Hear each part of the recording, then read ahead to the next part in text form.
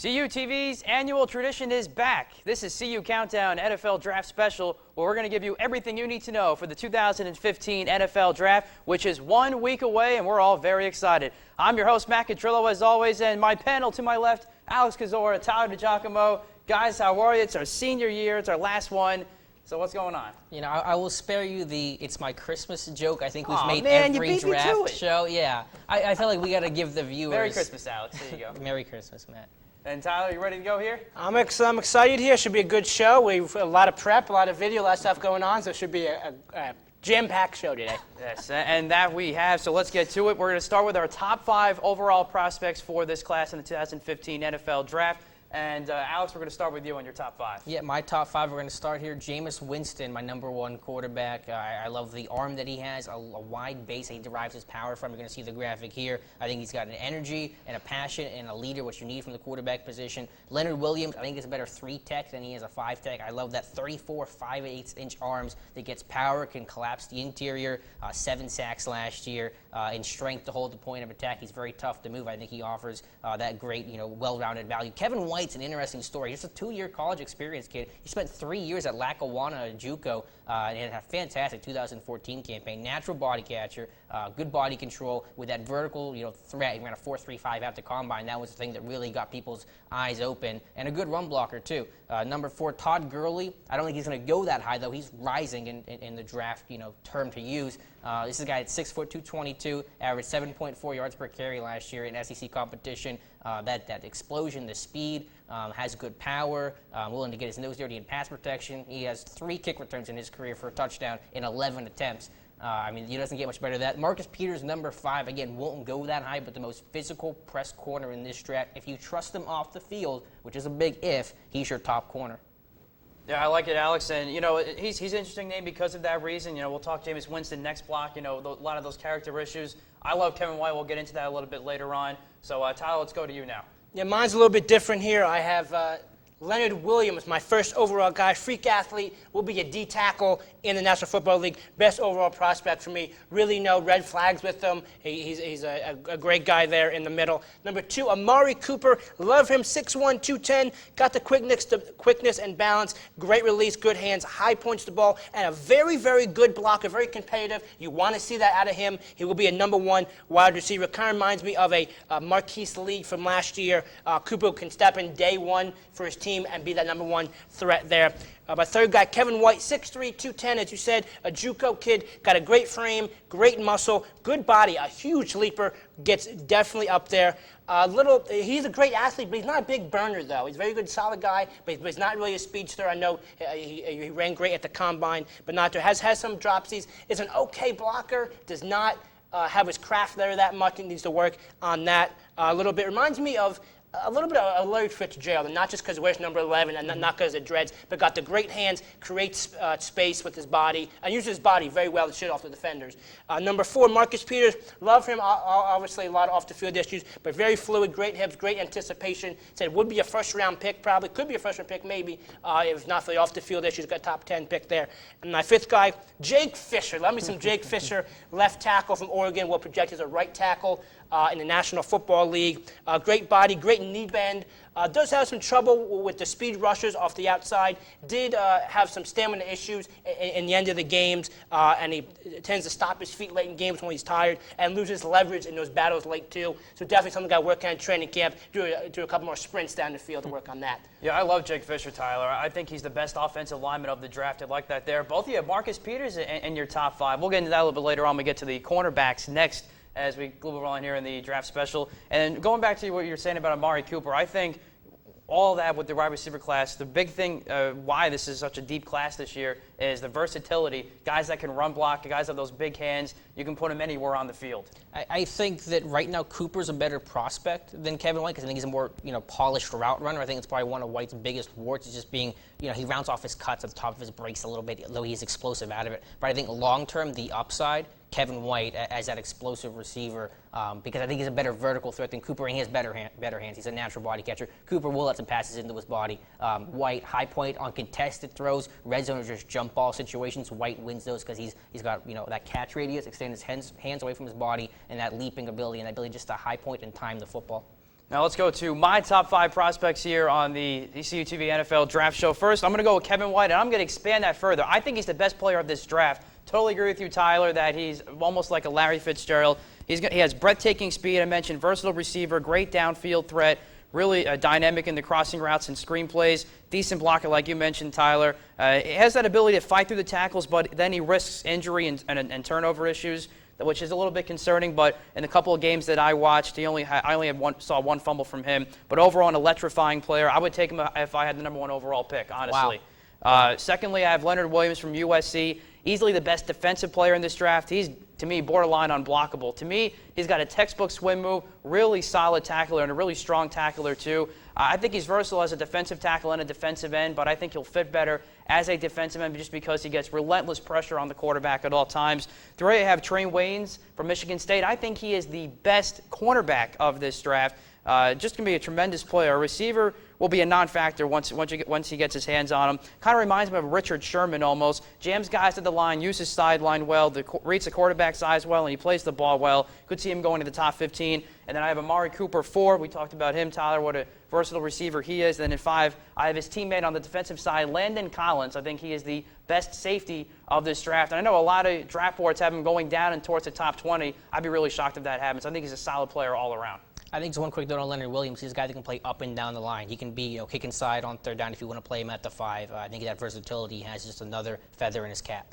And coming up next here on CU Countdown, we're going to dive in a little bit to our top 5 cornerbacks, talk a little bit more about the safety class as well. Keep it right here on CU TV. Look at me. Hey. Raymond, look at Mommy. Maybe the light hurts his eyes. Maybe she's just not hungry. Maybe he can't hear us. Maybe we're not stimulating him enough. Maybe it's a phase.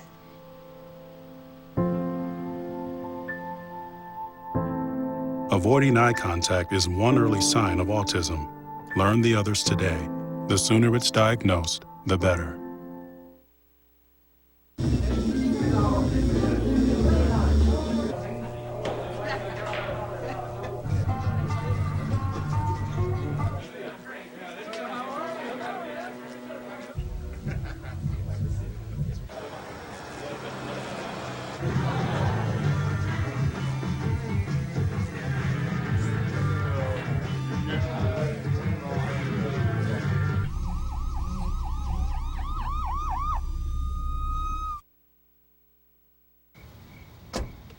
Thank you, dear. Well, you're very supple, just like I was at your age.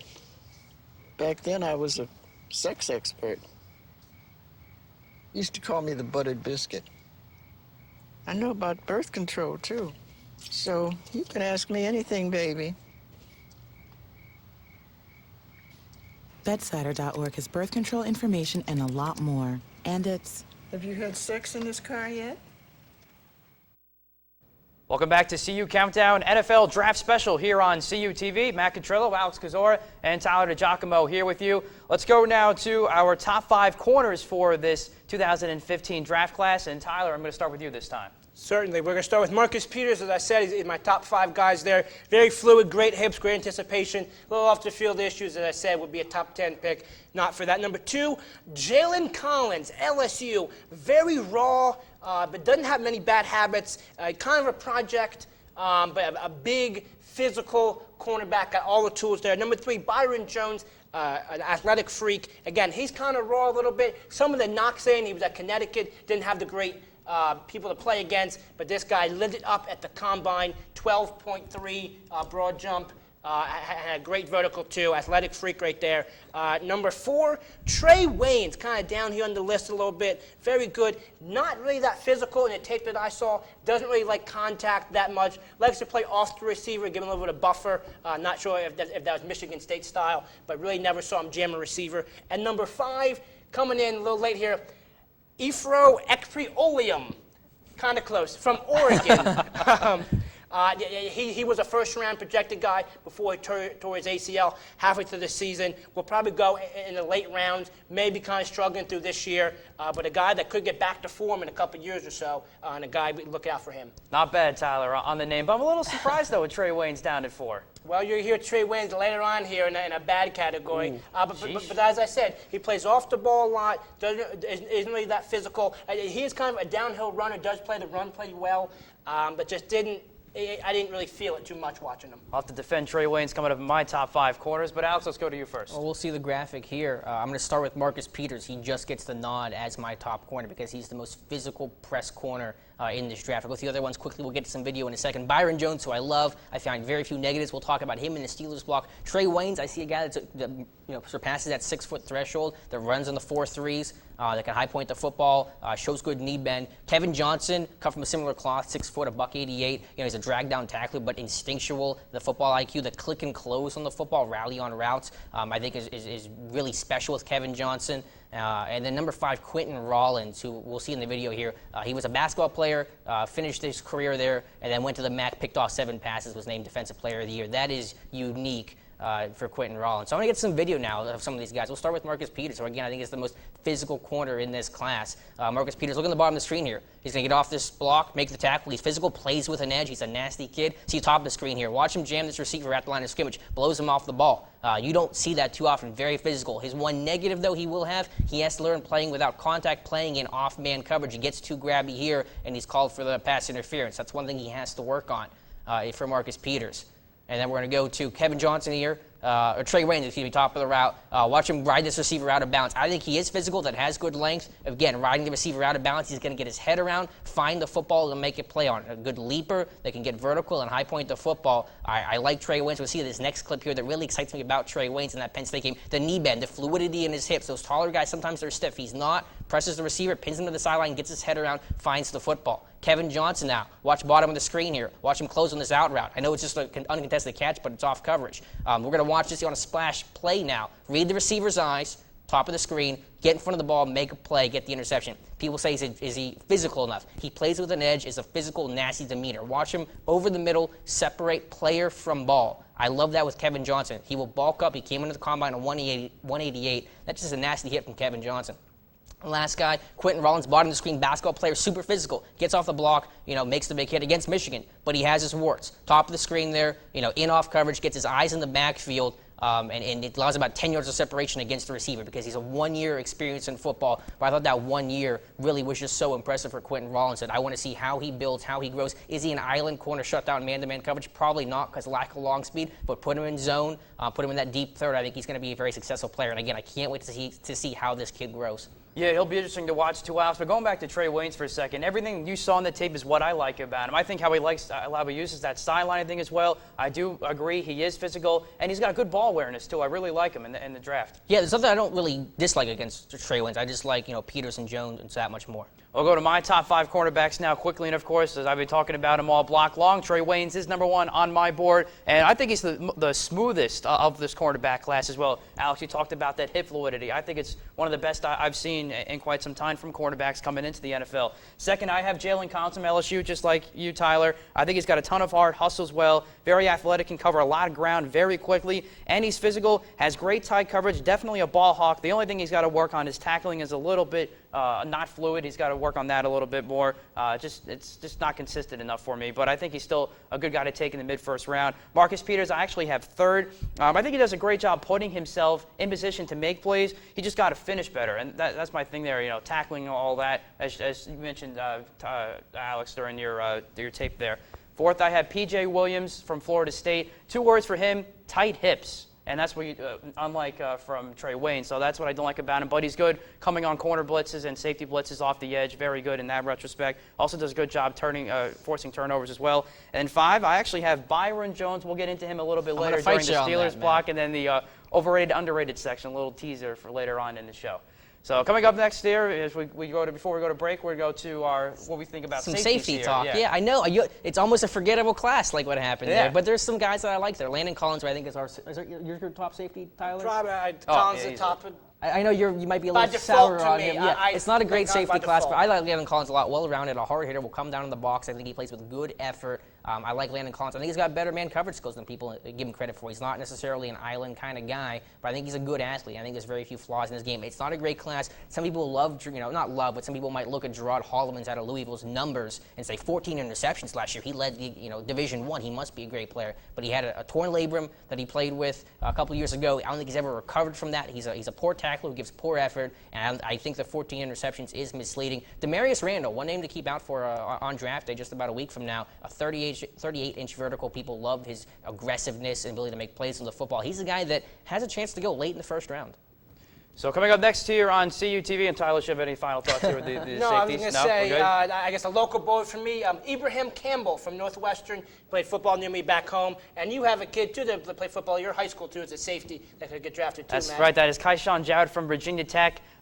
He's very good in the passing game, but he's got to work on his tackling, and that's kind of a big thing. But we'll see what happens there. I think it may be late 7th round at best for him, maybe a priority free agent. We'll see. But coming up next here on CUTV, I promise we're going to commercial break now. We're going to get into this quarterback class, which is rather weak. And, of course, we're going to have the great debate between Marcus Mariota and Jameis Winston, who will be the better NFL quarterback. Next here on CU Countdown, NFL Draft Special. Here's your check.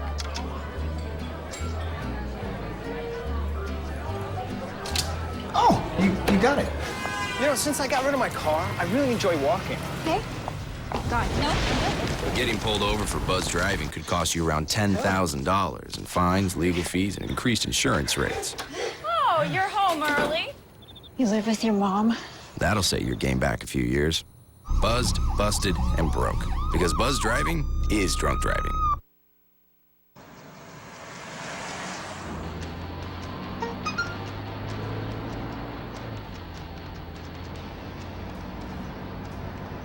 The average text takes your eyes off the road for nearly 5 seconds.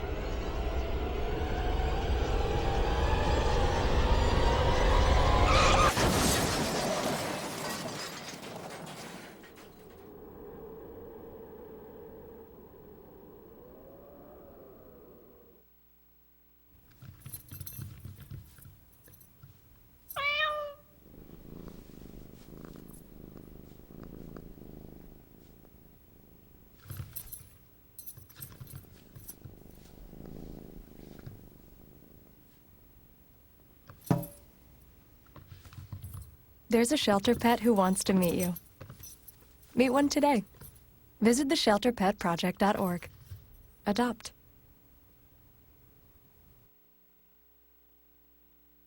Welcome back to CU Countdown NFL Draft Special here on CUTV. Matt Catrillo along with Tyler DiGiacomo and Alex Kozora here with you. Let's get to this quarterback class, guys, which is rather weak this year. We could maybe only see a total of 7 quarterbacks maybe drafted this year. But the two that have outshined the rest is Marcus Mariota and Jameis Winston. Let's talk about him. Let's see who we think is going to be the better prospect and ultimately the better quarterback in the NFL. Alex, I'm going to start with you on Marcus Mariota. When I look at a franchise quarterback, Matt, I want someone I can bang on the table for and say, this is my guy. This is the guy I'm going to trust and put the trust of my franchise into. And I don't see that with Marcus Mariota. I see some good traits about him. Obviously, a great athlete, a threat in the open field defenses have to account for. I think he spins a nice ball. I think he's got some, above average, so not great arm strength with some good accuracy.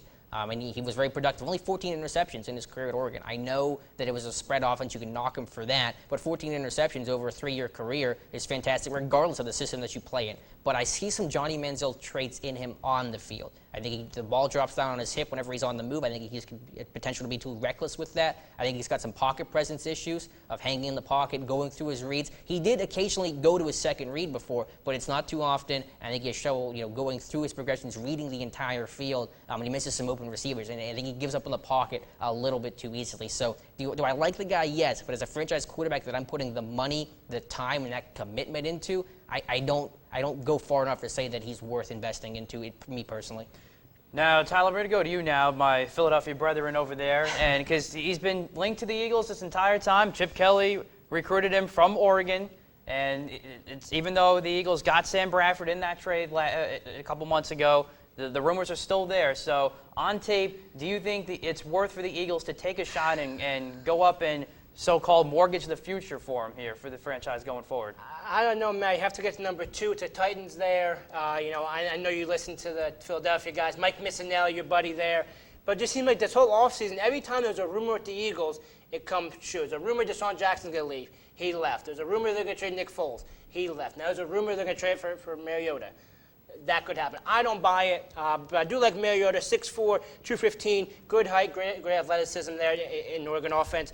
Knocks on him, does have a tendency to throw the ball across his body late, and does have some accuracy issues, and they tend to come and go. There's games where he'll be great, and he'll check down, hit wide receivers, and there's games where he can't be anywhere near him. Also does have some security fumble issues. I think 27 total fumbles he had in his career or so. You don't want that as a quarterback, especially. There were speed guys coming around, slapping the ball around. You don't want that. If I had to compare him, I would go with a little Colin Kaepernick. Both of them are very consistent. Mariota, has a little more touch than Kaepernick, but Mariota's got a bigger learning curve than Kaepernick does. So overall, would or wouldn't you take him if you're looking for a quarterback? Not just for the Eagles or for anybody right now that needing a quarterback. Is he worth taking? I think right now to tease it, I think the Jets would be a great pick right there, number 6. A new coach, new GM. He can sit behind Geno Smith for a year or two. So I think that's a good land spot there. If he doesn't go to the Jets, he might fall a little bit, and that's maybe where you see the Eagles trade up to 12 or so with the Browns and see what happens there.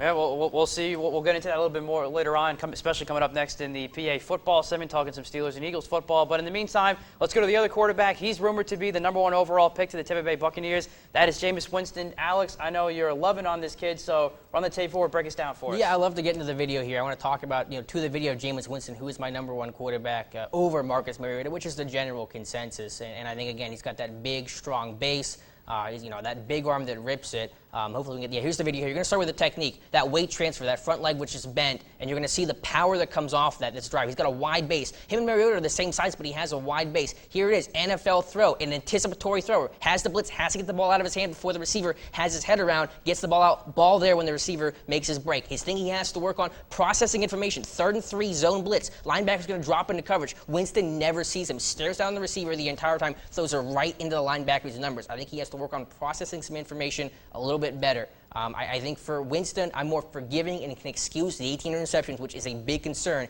anytime you're turning the ball over that high amount in the college level, because he played in a very stressful offense that asked him to make a lot of reads and a lot of throws and anticipate and throw to open spots instead of open receivers, which is more of what Marcus Mariota did. Yeah, and the one thing I think that stands out about Winston, too, he does a great job keeping his eyes down the field, whether he's on the run or in the pocket. Mm-hmm. And, again, that ball placement you talked about just now, with only his receiver or tight end can get it, to me, is really crucial. I think he brings energy, passion, is a leader on the field. Players love him, respect him. He elevates people around him, which is the highest compliment you can give a quarterback. Now, Tyler, we'll get your thoughts in here about Mr. Winston.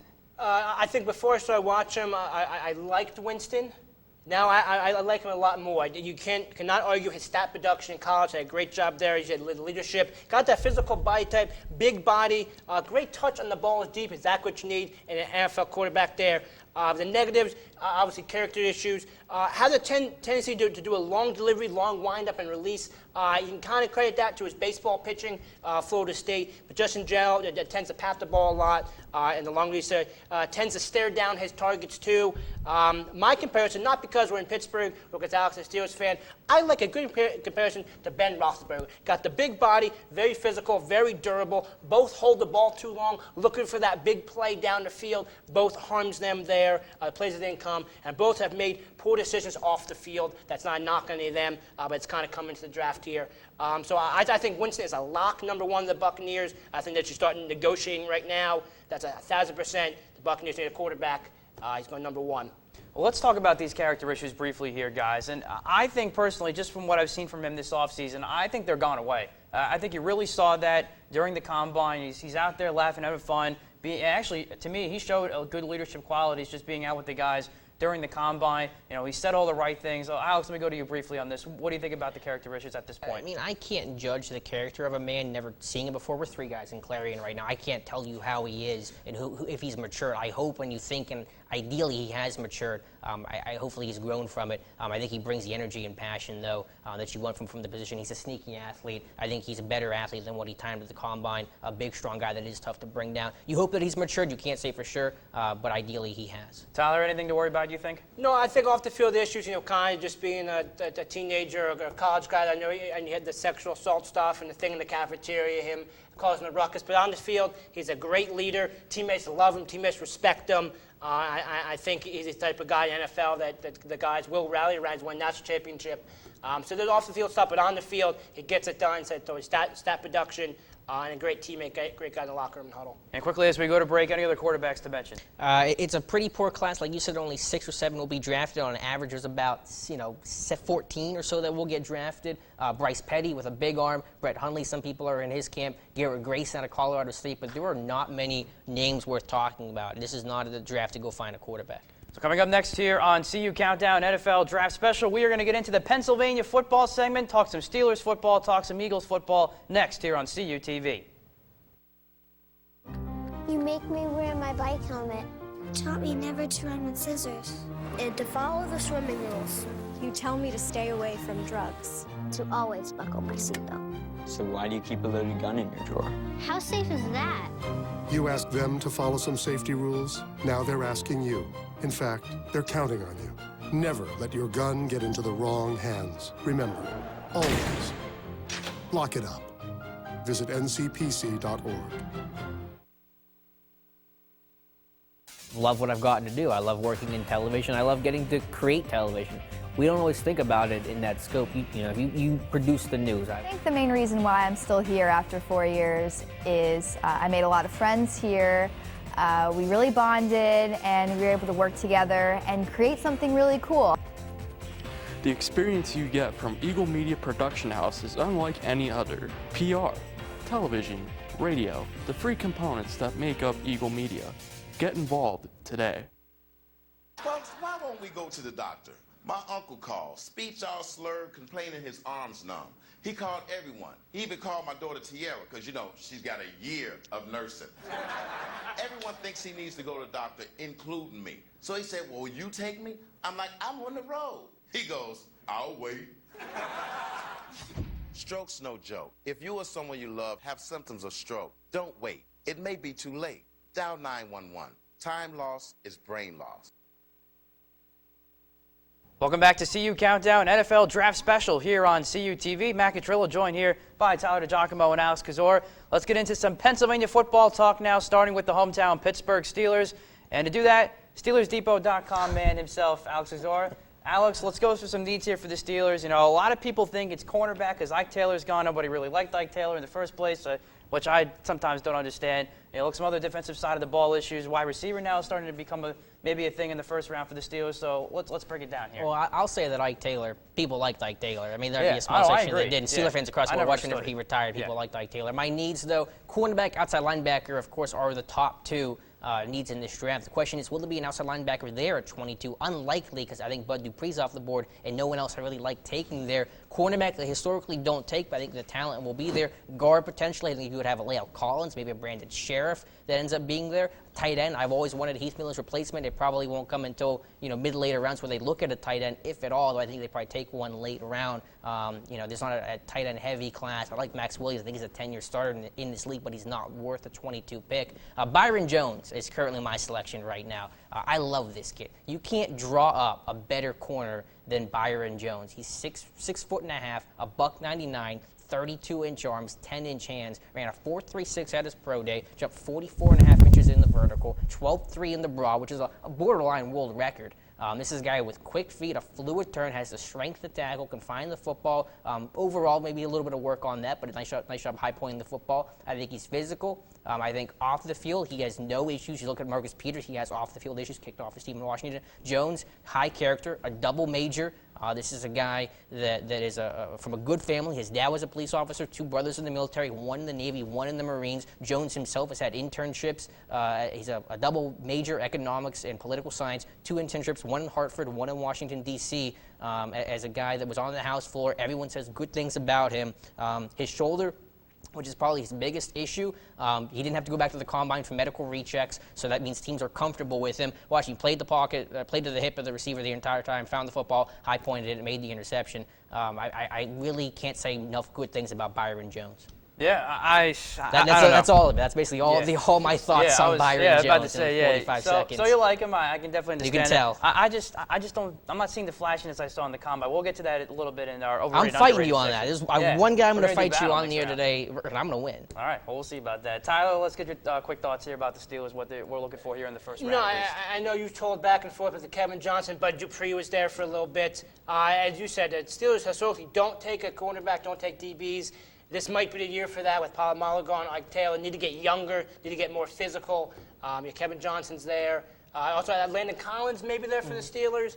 But it'd be interesting with the Steelers. I think definitely defensive help, secondary help they need. The cornerback class is kind of deep. Not sure if they go the first round there. If Dupree is there, I take him, but I don't think he's going to fall because I think he's got a unique skill set. Is that experience as a stand-up linebacker. Now, if they don't take corner, it gets really interesting. Could it be a guard? Could it be a D tackle? Eddie Goldman from Florida State, 336, moves very well. I think he could be an interesting option at 22. If they don't go corner and they don't go outside linebacker, you're really going to question where they go. Yeah, I think I agree with Tyler. I think if they're going to go cornerback for the first time in a couple of years, I think it needs to be this draft and safety as well. Since it's it wouldn't be. It'd be the first time since '97 this team went corner in the first round. Okay, well there you go. I think it might be. I agree with Tyler. I think it might be time for the Steelers to do that. But let's go to the Philadelphia Eagles now, Alex, the other side of the state. And Tyler, let's start with you on this one. What are you looking for the Eagles here in this one? I know we talked a little bit of Mariota a couple of blocks ago. What are some of the news you think here for the Eagles? Well, if they can bring up the graphic here, I'll cut the suspense here, and they can show my top picks here for the Eagles. I think definitely secondary help, cornerback help there. They need an outside linebacker, maybe that DN. Maybe some interior offensive linemen, a guard, a tackle. You do need a safety there. So if I had to do my pick here, I know I talked about him earlier. I would have to go with a cornerback. I go with LSU, Jalen Collins. As I said, big, physical body. Chip Kelly loves those big physical corners. He is not really Richard Sherman-esque, but he was a good guy in the field right there. A little bit of a project, as I said. You don't really want a project in the first round. I think Chip Kelly can kind of mold him. I went back and forth with this a million times. Landon Collins, maybe defense. I ultimately think the Eagles actually trade back. I think a couple picks or so. They're at 20, maybe trade back to 20 and 30 or so. They could look at a wide receiver. Jalen Strong could be there. Nelson Aguilar from USC could be there. Eagles can go a variety of positions. I think they trade back, maybe get another draft pick, and let the board decide who they're going to get. Maybe trade back 5, 10 picks at 28, 30 round pick, and let the board decide who they're going to pick, and that happens there. That's very interesting, Tyler. I normally am not a fan of trading down. But I think in that case, if Mariota doesn't happen and they don't like the players that are coming to him at 20, then I could see that happening because I think a guy like Jalen Strong, and actually he's going to be my pick for the Eagles. Take a look at my needs now. I think Jalen Strong is a perfect fit for this offense. As you look at him here, potential stud. Still has a little bit of work to do, though. Great hands, some amazing catches he had, but then he has the easiest drops on the easiest catches. So that's one thing that I don't really understand overall. Sometimes his blocking can be a little bit lazy and inconsistent. I know if you're going to be in Chip Kelly's offense, he wants to run the ball, especially bringing in DeMarco Murray, bringing in Ryan Matthews. I think you need some receivers now that will be able to block. I mentioned safeties on there. If Landon Collins happens to fall to 20, the Eagles better take him because that's some good value right there at 20, and it's still somewhat of need to go opposite of Malcolm Jenkins. But let's get into it here. I also think guard could be might be a spot where the Eagles can go. They lost Todd Herremans. Who knows about Evan Matthews? He's been in trade talks for the last 2 years since Chip Kelly's been here. I think he's a Chip Kelly guy. But let's get into this here. Let's bring it up. I think Marcus Mariota is going to be a Philadelphia Eagle. Tyler, as you mentioned earlier, when things are rumored for the Eagles or what the Eagles are going to happen, it will happen. And I look at the Eagles roster right now. I don't see a quarterback that can play in this league. I know they got Sam Bradford. They gave up a lot for him. But he's got 2 torn ACLs. I don't think you can trust him going forward. And they brought in Tim Tebow. I don't understand that clearly. Matt Barkley, I don't think, can play in this league. Mark Sanchez cannot play in this league anymore. He cost the Eagles season last year. So as you see there, the Eagles will get, I think, the second overall pick from Tennessee. Tennessee and the Chargers have been in a lot of trade rumors, which have been legit, for Phillip Rivers going to Tennessee. I think that happens. Tennessee will get the next 2 first-round picks. This year's first-round pick, 20 overall from the Eagles, and next year's 2016 first-round pick. The Chargers get Sam Bradford, so they still have somewhat of a veteran quarterback to go to. And then they will also get Michael Kendricks, I've got in there right now, from the Eagles. He's been in a lot of trade talks now because he's not shown up at camp. Chip Kelly really values D'Amico Ryans as well. So I think you can see a big blockbuster trade like that happen as well. I think if we're going to do this hypothetical, just real quick, there's no known interest in Sam Bradford for the Chargers, but if they trade for Bradford and a player, I think it'll be Fletcher Cox, not Michael Kendricks. I think they have Butler, they have Te'o, they could use another rotational piece along that defensive line. I think Cox is a borderline star. That wouldn't be surprising either. You know, Fletcher Cox is an up-and-coming star in this league on defensive line. He's been productive for the Eagles since they drafted him a couple years ago. So, Tyler, get your quick thoughts on my trade proposal here. Yeah, as I said earlier, if Mariota drops, to 10 or 12 to the Browns could be rumored to get Bradford, could be there. I don't think it's going to happen. I think Bradford's going to be the quarterback. He was the first overall pick a couple years ago. Great guy in college. Chip Clay said he loved him in college in Oklahoma. He just had a couple knee injuries. They're fluke things. I think he's going to be healthy, and he'll be back there. I think it's just risky going forward. So if you're going to take a risk, I'd just find a way. Go and get your guy that Chip Kelly loves. He says he can win multiple Super Bowls with him, so I think you're going to find a way and go get him and not deal with a guy that's got 2 torn ACLs. But I digress. It'll be a long-going debate for the rest of this time as we go to the draft. 1 week away, next Thursday night. Can't wait for it here on CUTV. So coming up next, we're going to get into our overrated and underrated, and that is coming up next here on CUTV.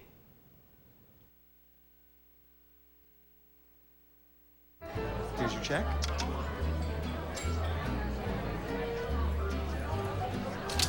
Oh, you got it. Since I got rid of my car, I really enjoy walking. Okay. God, no. Getting pulled over for buzz driving could cost you around $10,000 in fines, legal fees, and increased insurance rates. Oh, you're home early. You live with your mom? That'll set your game back a few years. Buzzed, busted, and broke. Because buzz driving is drunk driving.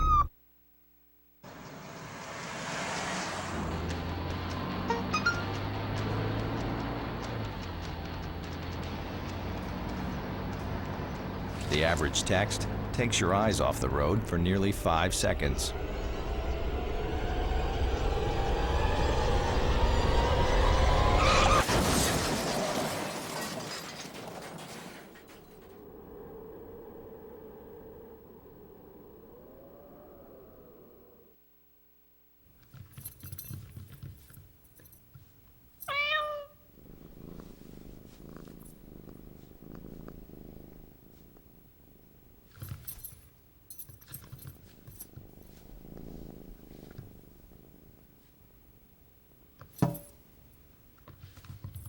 There's a shelter pet who wants to meet you. Meet one today. Visit theshelterpetproject.org. Adopt.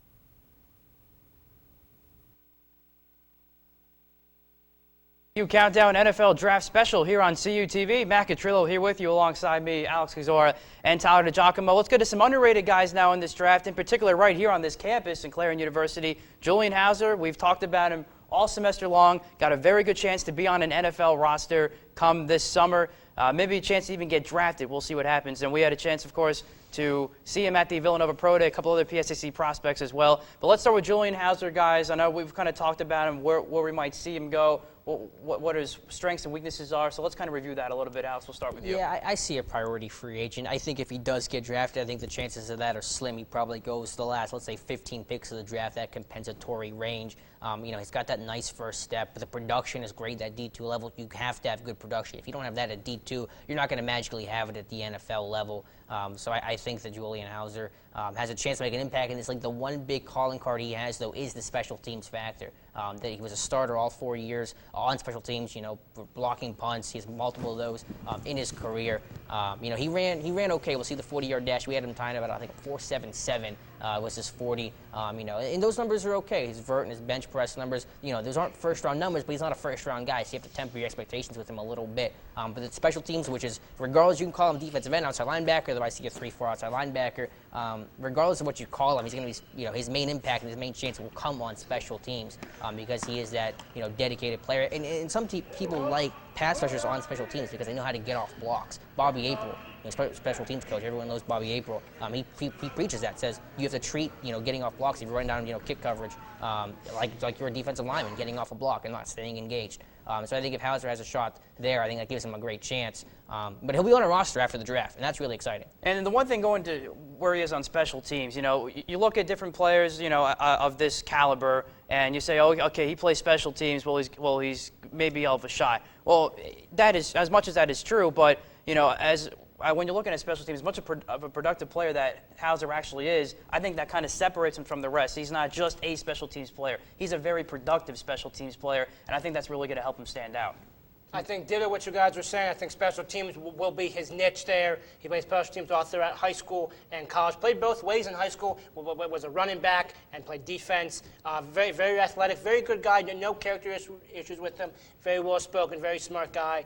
I definitely hope he'll be on a training camp this summer. And I think he could make a roster as that gunner. Talking about Bob Rapel, talking about Chase Blackburn is my guy. Played for the Giants a lot. Played for the Panthers now. That's how he made his career. Or even, me and you were watching a show a couple weeks ago, Alex, NFL Network. Jared Allen started his career as a long snapper, and now we all know Jared Allen is a beast on the DN. Not saying Hauser's going to be that. But any way to get your foot in the door, I know. I'll bring it up, Catrillo. One team wants him to be a fullback. He'd be crazy. If they wanted to be any position on the field, I would do that if I was Hauser. So we'll see. It'd be very, very exciting. First guy was since Reggie Wells in clearing to be NFL. That's correct. Who might I add played for the Philadelphia Eagles? I'm just gonna throw that out there. I have to. It's awesome. But let's go to some other PSAC prospects now, guys. We mentioned Justin Shirk from Bloomsburg, Tyler Zimmer from Seton Hill. They're both linebackers and also were worked out at fullback too, like Hauser. Where do you see those guys going? I think if any of them have a chance to get drafted, it's Justin Shirk. He was at Oklahoma as a javelin kid, track and field background. Then he transferred to Bloomsburg. You see him here on the screen now. I thought he had a nice pro day. Eagles talked to him heavily afterwards. Kid that was productive in 2014, 21.5 tackles for a loss, 11 sacks. I think if anyone has a chance to get Shirk, I think Zimmer, maybe not. I don't know if I'm gonna even see priority free agent, maybe free agent and potential tryout basis. I think he actually might have the chance to make the conversion to fullback. I know Hauser, Shirk have worked out there. I think Zimmer's the only guy that might actually find a home and an opportunity there. So I think that there's a couple guys, Isaiah Fleming from Cheney, Drew Carswell from IUP. Those guys might have chances to get into a camp as well. I totally agree with you about Tyler Zimmer at fullback. And he even said this to us afterwards. I think he showed his full capability of his athleticism at fullback. He was the most natural there. I totally agree with that. And I thought Shirk had a very nice time as well. I think he could get drafted. Actually, I think he will get drafted. Maybe, I'll say as far, maybe the late 6th round, but I think definitely 7th round he will get drafted. I don't know definitely. I think if he does, it'll be in the 7th round because you're still talking about a D2 kid. But they have the track record. And I like his upper size, too. Larry Webster, Brian Clark last year, 2 Bloomsburg kids that were drafted. Tyler, any thoughts on those guys? No real other PSAC guys. A couple of the guys are there. Rasheed Bailey, Delaware Valley. That's your guy. Division III. Great receiver, great hands. The DeVille Nova running back, who was also there, showed pretty well. But just in general, that whole experience was great. 7 a.m.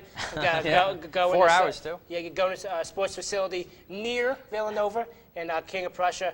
But just be cool to see these guys on rosters. Hey, I saw them at the pro day. That'd be cool. For PSAC is arguably the best D2 football conference, so it'd be cool to see. And of course, you've had a PSAC member be a Hall of Famer this year, Andre Reed from the Buffalo Bills from Kutztown. So you never know.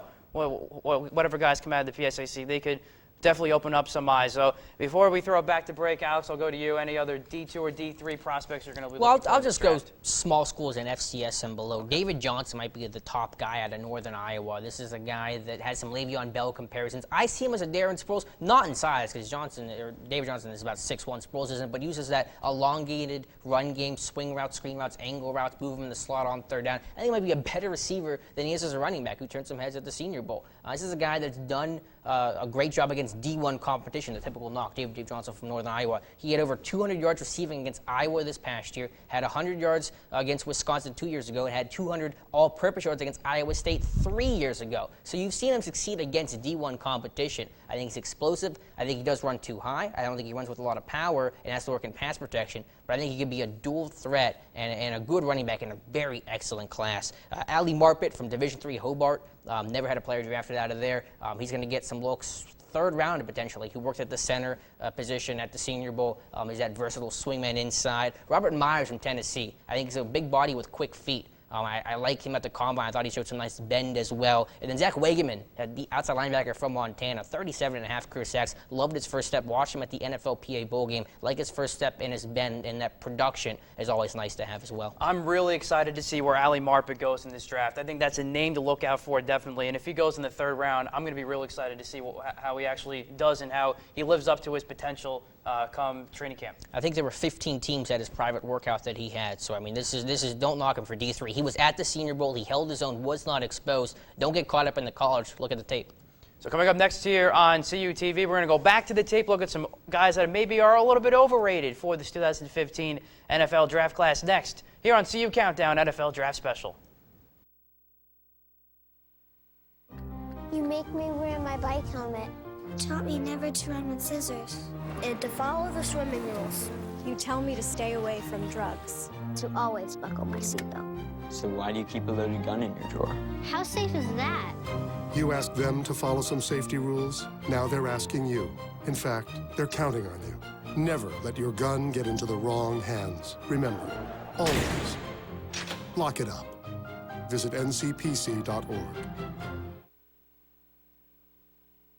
Love what I've gotten to do. I love working in television. I love getting to create television. We don't always think about it in that scope. You produce the news. I think the main reason why I'm still here after 4 years is I made a lot of friends here. We really bonded, and we were able to work together and create something really cool. The experience you get from Eagle Media Production House is unlike any other. PR, television, radio, the free components that make up Eagle Media. Get involved today.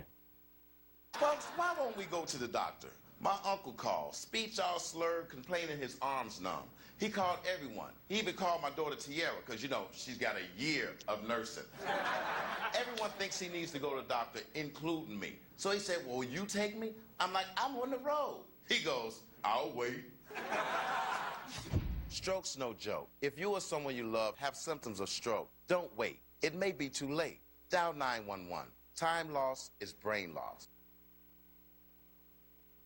Welcome back to CU Countdown NFL Draft Special here on CUTV. Matt Catrillo, Alex Kazora, and Tyler DiGiacomo here with you. Time now for our Overrated segment.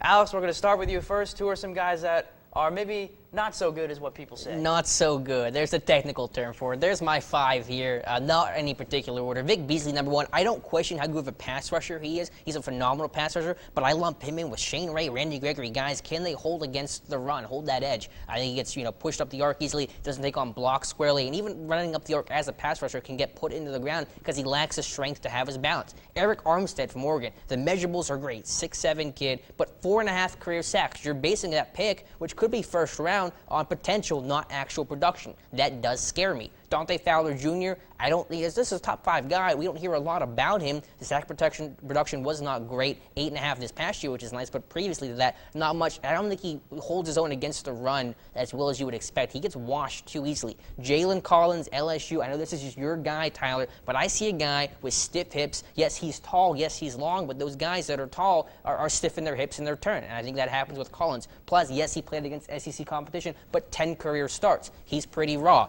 My last one, Eric Flowers, will hit the offensive side. I think he's a guy that projects as a guard, not a tackle. Too many people are saying that he could be left tackle capable. I know he has the length. I know he did well at the combine, 37 bench reps. I have 225, but his kick slide is poor. He's all over the place, and I don't think he gains ground. I think that got really exposed at the combine.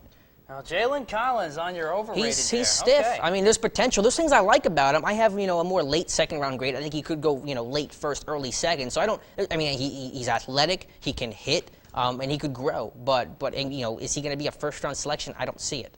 Okay, Tyler, what do you think there for overrated? Well, I just have 2 guys. Alex had like 10 guys there. Number 1, overrated, Trey Waynes, cornerback, Really? Michigan State. Matt loves him, saying the best cornerback man, he's you're ever killing me seen here. in the history of his life, all 8 cornerbacks. But myself, as I said, talking about him, not that physical, plays off press coverage a lot here. You'll see in the video coming up, let's a couple wide receivers get inside of him. Ray does not like physicality a bunch of times. Guy got stood up, did not jump in the pile there. Just a couple stats on there: 6 foot, 31 inch, arm length, 186, 1/8 and 1/4 hands. All those are not terrible, but I just didn't like him on the field that much. Landon Collins, I'm going to say this very politically correct. I think he's just number 1 safety because there's nobody else. I know it's a very deep safety draft for a lot of guys, but not the people that can get drafted. Landon Collins, I think he's going as a top safety, I said, by default. But I think because he has that Alabama moniker too, people think he's going to be good. I just don't like him that much. Just not my cup of tea. Going there, he also is not that physical a lot, gets caught with the eyes in the backfield, but more of a ball hawk, just goes for the ball, not really a coverage safety. Be interesting to see here. His own special teams right here, just show him this play because he gets turned around in his lane here. Just didn't like that too much, not really looking at the ball, just looked kind of silly. And this other play here, again, eyes caught in the backfield, lets his tight end guy get right to the middle right there, for about a 15-yard gain there or so. So just don't like Lane Collins that much. And then here, once again, as a defensive guy, you want to hit that quarterback every time you can. And he had a chance, and he eased up and just fell over the pile. Here's Trey Waynes up top right now. Wide receiver's going to get inside of him. Could knock him, just boom, inside. Ball didn't go to him, but the guy had him beat right there. And also come up again, playing up here, not that physical. So just overall, Trey Waynes, Landon Collins, both of them are very good, but just people think they're great. As you say, the best cornerback in this draft, Waynes, the best safety. Both of them, I think, a little overhyped. Probably both of them. Waynes could maybe be a first-round pick. Collins falling a little bit.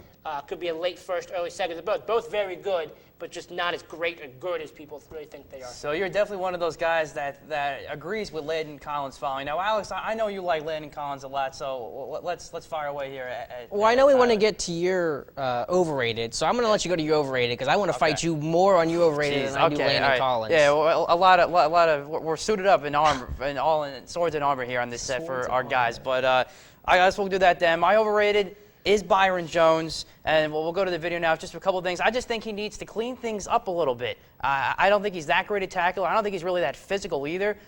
Sure, he definitely sees the athleticism on tape. The one thing I do like, he does not allow yards after the catch. I think he's got good closing speed on those guys, but overall, I'm just not seeing how the physicality that you see him, and I'm not seeing really clean mechanics and tackling. And if you don't have those two things, you're not a first-round Let me tell you pick. why. Because he had a bum shoulder all year long. He hurt it in the first game against BYU, and then only played 7 games because he got surgery on that left shoulder, kicked him out of the Senior Bowl. So if you wonder why, you said to me earlier before the show, he leads with that right shoulder because that left shoulder was hurt. He came back for no combine medical rechecks, so he was fine on that end of things. Other than that, I think you're really nitpicking because you can't draw this corner up any better than what Byron Jones is. Now, even if he has the injury, and I know, and I'm glad to see that he didn't have to go back for that medical recheck, and that certainly does help him, and that would make me feel a little bit better about him. But now that he developed that habit, that'd be one thing I'd be afraid of. If he developed that habit of leading with his front shoulder and then not going for the arm tackle. It's not a habit. But it can be anything. If you're on the field, you got to make a quick decision.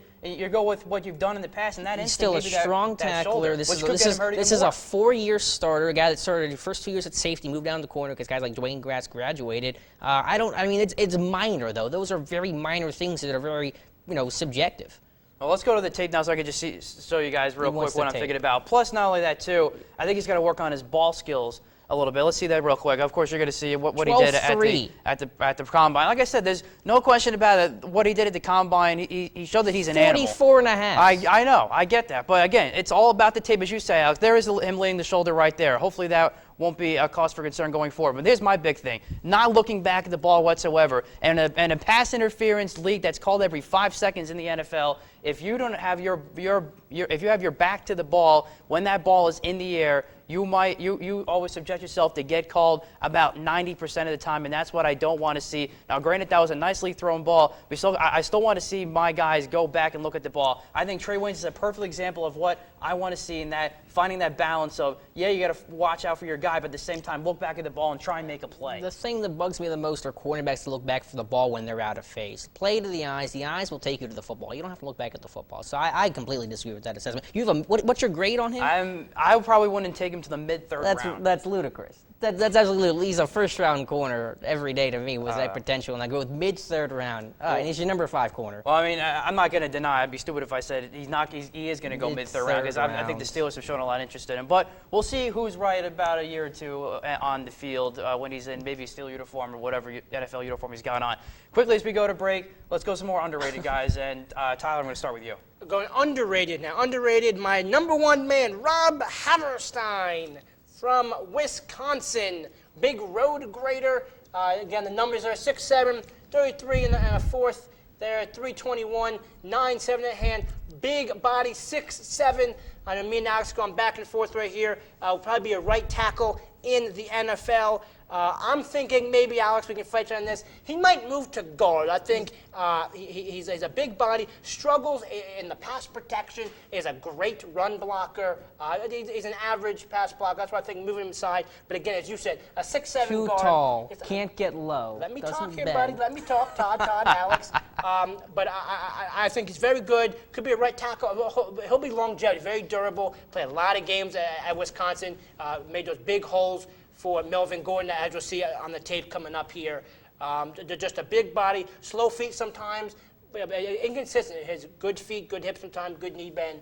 But I think he could be a decent, not decent, but a very good right tackle. But for some reason in my mind, I just see him more as a guard. I don't know. But I think I don't know nothing, Mr. Steele's Depot. Okay. But I think he'll be in the league about 10 years. Let me just give you one underrated, my favorite underrated, Tyler Lockett from Kansas State. He was a natural route runner in this year's class with return value.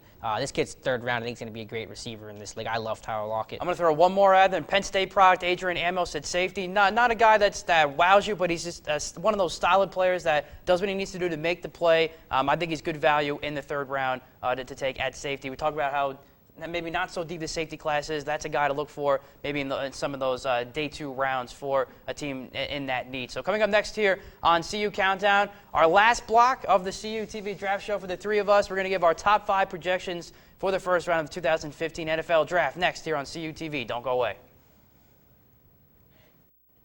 Here's your check.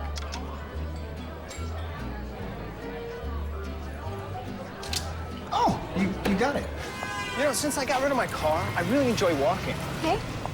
God, no. Getting pulled over for buzz driving could cost you around $10,000 in fines, legal fees, and increased insurance rates. Oh, you're home early. You live with your mom? That'll set your game back a few years. Buzzed, busted, and broke. Because buzz driving is drunk driving.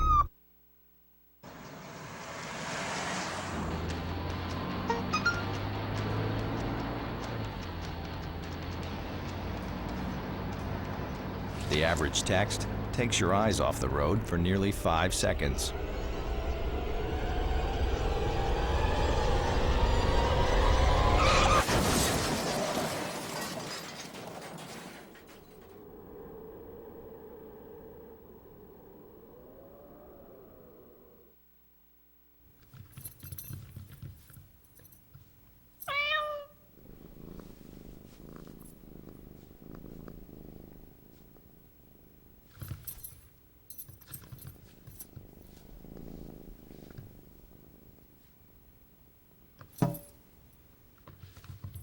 There's a shelter pet who wants to meet you. Meet one today. Visit theshelterpetproject.org. Adopt. Welcome back to CU Countdown NFL Draft Special here on CU TV. It's our final block for the three of us, so we're going to go out with a bang right here. Let's go with our top 5 projections for the first round of the 2015 NFL Draft. And Tyler, I'm going to start with you. Yeah, I'm going to start with my picks there. Number 1 overall, I have Jameis Winston going to the Buccaneers. They need a quarterback. Number 2, I have done with Leonard Williams. Need defensive help right there. I think Zach Mettenberg, LSU guy, should be the quarterback there. Not sure if Tennessee thinks that way. To number 3, Jaguars, Dante Fowler Jr. Nothing really wrong with him. Edge rusher, needs to build the defense with Bortles as the quarterback. Number 4, Kevin White. This is the Raiders being the Raiders. Not so much of a Darius Haywood-Bay type of a stretch pick there. Kevin White's very good. They like the speed wide receivers there. He'll be very good. Number 5 went back and forth. Going to Vic Beasley. Again, edge rusher, tweener. Could fit the system well. Also could be Shane Ray there from Missouri. Need to build that defense. It's interesting to see. Alex, we'll go with you now. Mine's number 1, Jameis Winston. Number 2, I never do this, but I think Mariota's going 2, and I don't think it's Tennessee. So I have Cleveland trading 12 and 19 to go up and get Marcus Mariota. Number 3, Leonard Williams. Gus Bradley gets that great 3-tech. Number 4, this could be Cooper. It could be Kevin White. I think White has more upside, so Oakland goes with the West Virginia product. And number 5, Washington, Dante Fowler Jr. I know I'm not the biggest fan of him, but I think he will go there as a good fit to help replace Brian Orakpo. I agree. I think Kevin White will be the first receiver off the board. And I'll go to my top 5 now, projections, and I think it's going to be unanimous. I have Jameis Winston going number 1 overall to Tampa Bay. I like you, Alex. I've got the trade at number 2. I talked about it during the Steelers-Eagles segment. I think the Eagles trade up and do that 3-team trade or some type of trade to number 2 to get Marcus Mariota. 3, I've got Kevin White going to Jacksonville. A great compliment to when getting Julius Thomas in free agency for more weapons for Blake Bortles. 4, I have Amari Cooper then going to Oakland. I think those guys go back-to-back. Either way, I think Kevin White's a 1, and then you have Cooper as a 1A, a good receiver, too, for Derek Carr, trying to get him some weapons. Derek Carr proved last year that he can play in this league and lead the Oakland Raiders out of rock bottom where they've been for so long. And then 5, I got Leonard Williams actually going to Washington. Again, I think he's versatile as a defensive tackle and a defensive end. I think it'd be a good defensive end to go opposite of Ryan Kerrigan for that Washington pass rush. Tyler, you mentioned that they got to build that defensive line a little bit. They got old in Washington, so I think there'd be a decent fit there for the Redskins. So that's going to conclude for our CUTV draft show here on CUTV. It's been our annual tradition since the 4 of us came here to Clarion University. Then, Alex, you and I joined the show our freshman year in 2011, kind of took over. Tyler, you joined us last year. You're with us this year. So even though they'll be watching this eventually, so we want to thank those guys for getting us started on this show. I really haven't done a whole lot of draft stuff as a sports fan until I came here to Clarion. I met this guy over here. This guy's the most passionate draft person I've ever met. And just seeing it every night, he's doing the tape. And he got me influenced on it. Doing this show, I think, is probably the main reason. So, Alex, thank you for that influence on me. I think it's enhanced my football knowledge, and it's actually made the NFL draft a lot more special and a lot more fun for me to watch. So, thank you for that and your contribution to the show. Check him out on SteelersDepot.com. That's where we'll move on after we graduate. And Tyler, we got you in here last year, and a pleasure having you on as well. And so, guys, thanks for coming on, and good run here. I got nothing. I know we're getting the wrap up from Cody Smith, our floor director, and Chris Gillis upstairs. It's our senior year. I don't care. But I said, no, a great job. I came here last year as a transfer. You guys welcomed me in. Matt Catrillo is one of the most passionate people in the world. Philadelphia Eagles bleeds green right down to his socks and underwear. Alex Azura, seriously, that get all sappy. One of the best football minds I've ever seen. That's my line. No. He definitely will be the new Mike Mayock in 10 years or so. No, I'm being. It's a lot of pressure on me.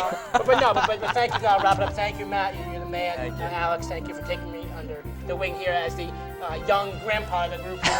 Yeah. But again, this is, guys. Thank you very much. I did have a great time here. Well, that's going to do it. Again, thanks to our director, Chris Gillis, our crew here for staying an extra half hour. I know they hate us, but again, one of our biggest passions, and we like to do this here, keep the tradition going here on CUTV. Thank you all for watching, and enjoy the 2015 NFL Draft.